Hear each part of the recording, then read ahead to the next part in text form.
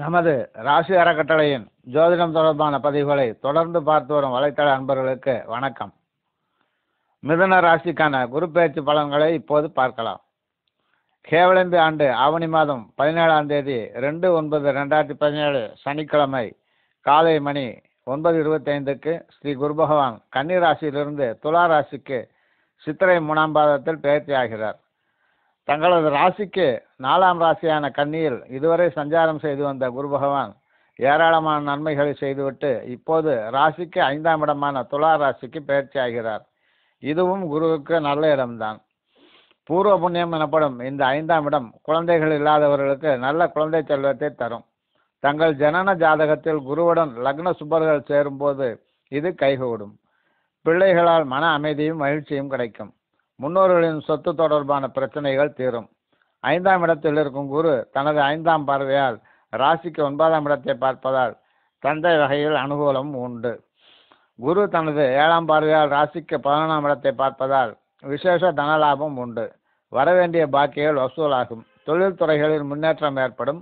குரு தனது 9ஆம் பார்வையால் ஜென்ம ராசியான தனுசுவை பார்ப்பதால் மன உறுதி ஏற்படும். எதையும் சமாளிக்கும் ஆற்றலை தரும். கேட்ட இடத்தில் உதவிகள் கிடைக்கும். தெய்வ நம்பிக்கை ஏற்படும். சிறப்பான ஸ்தலங்களுக்கு சென்று வருவீர்கள். மாணவர்களுக்கு இது சிறப்பான மாதமாகும். சாதனைகள் செய்து பாராட்டு பெறுவீர்கள். வியாபாரிகளுக்கு அரசு வகை லாபங்கள் உண்டு. திருமணம் ஆகாதவர்களுக்கு ஏற்பாடுகள் தீவிரமாக நடைபெறும். இந்த ஆண்டு குரு பகவான் ஓராண்டு காலத்தில் கடக்க வேண்டிய துலா ராசியை 5½ மாதங்களிலேயே படுவேகமாக கடந்து மாசி மாதம் 2ஆம் தேதி அன்று விருச்சிக ராசிக்கு சென்று விடுகிறார். இதற்கு அதிசாரம் என்று பெயர்.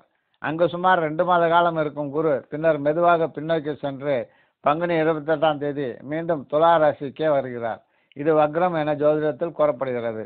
அதிசாரம் என்ற வேகமானாலும் சரி, வக்ரம் என்ற பின்னோக்கிய நகரும் சரி, இரண்டிலுமே குரு அதிக வலிமையுடன் செயல்படுவார். அது நல்லதானாலும் கெட்டதானாலும் அதிகமாகவே செய்கிறார். எப்படி ஆனாலும் மிதுன ராசிக்காரர்கள் குரு விருச்சிகத்தில் இருக்கும் அந்த 2 மாதங்கள் கவனமுடன் செயல்பட வேண்டும். மொத்தத்தில் லாபமும் நட்டமும் கலந்த குரு பெயர்ச்சியாகவே இது இருக்கும். தங்களின் ஜாதகத்தை கொண்டு குரு பெயர்ச்சி மற்றும் எதிர்கால பலன்களை தெரிந்து கொள்ள எங்களை தொடர்பு கொள்ளுங்கள். குரு பெயர்ச்சிக்கான மற்ற ராசிகளின் பலன்களையும் தெரிந்து கொள்ள தொடர்ந்து எமது பதிவுகளை பாருங்கள். நன்றி.